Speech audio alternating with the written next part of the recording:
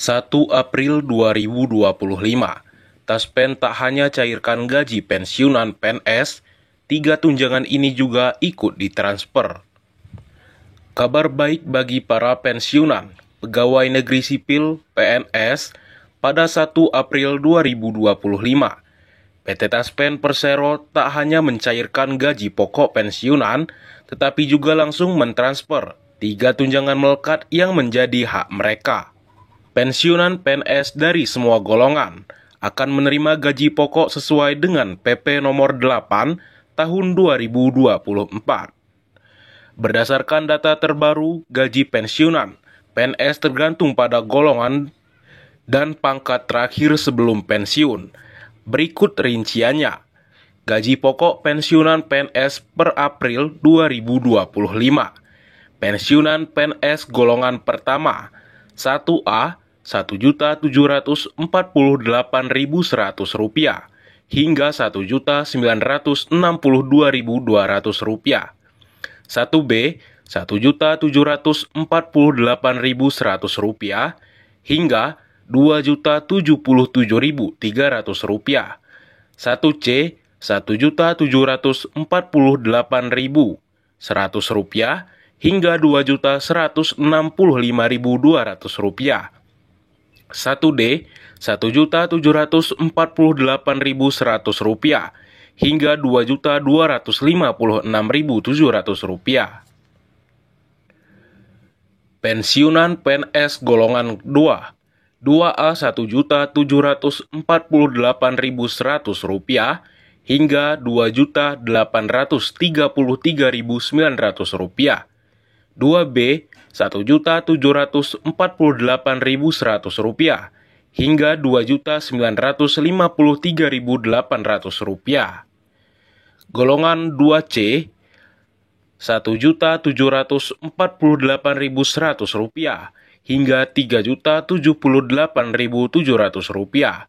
2D Rp1.748.100 hingga Rp3.078.700. Pensiunan PNS golongan yang ketiga 3A Rp1.748.100 hingga Rp3.558.600. 3B Rp1.748.100 hingga Rp3.709.200. 3C Rp1.748.100 hingga Rp3.866.100. 3D Rp1.748.100 hingga Rp4.029.600. Pensiunan PNS golongan yang keempat 4A Rp1.748.100 hingga Rp4.200.000. 4B Rp1.748.100 hingga Rp4.377.800. 4C Rp1.748.100 hingga Rp4.562.900. 4D Rp1.748.100 hingga Rp4.755.900. 4E Rp1.748.100 hingga Rp4.957.100. Tak hanya gaji, 3 tunjangan melekat ikut cair. Selain gaji pokok, Taspen juga akan mentransfer 3 tunjangan melekat yang menjadi hak pensiunan PNS, yaitu yang pertama, tunjangan suami atau istri sebesar 10% dari gaji pokok pensiunan. Jika seorang pensiunan PNS memiliki gaji pokok Rp3 juta, maka tunjangan ini sebesar Rp300.000. Yang kedua, tunjangan anak sebesar 2% dari gaji pokok dengan maksimal 2 anak. Jika gaji pokoknya Rp3 juta, maka tunjangan untuk 1 anak adalah Rp60.000 atau Rp120.000 jika memiliki 2 anak. Yang ketiga, tunjangan pangan berupa bantuan pembelian 10 kg beras per jiwa dengan nilai Rp72.420 per orang.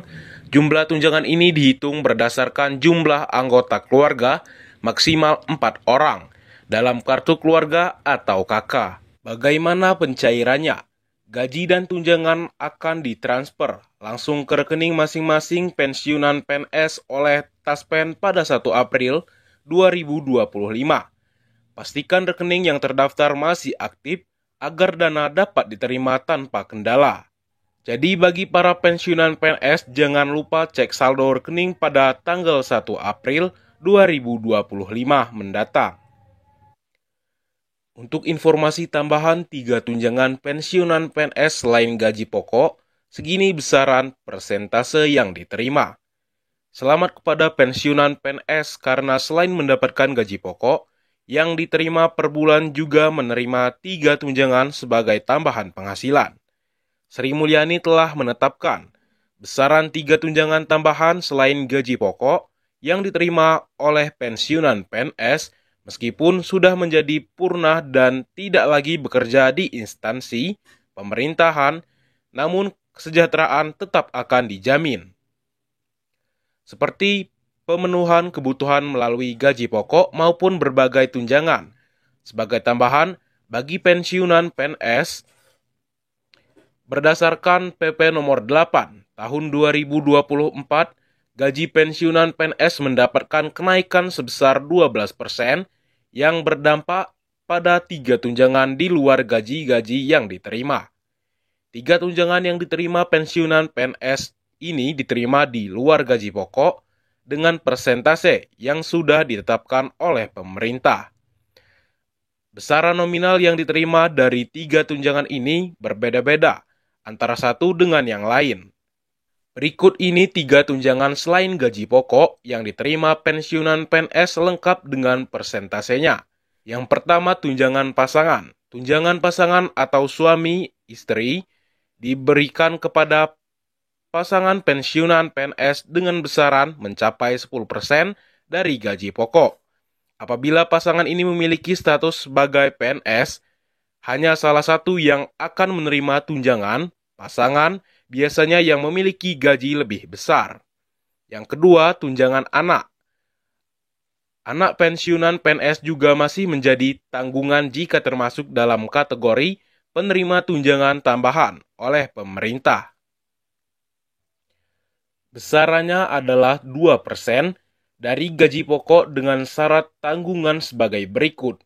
Anak masih berusia 21 tahun ke bawah, belum menikah, belum berpenghasilan sendiri.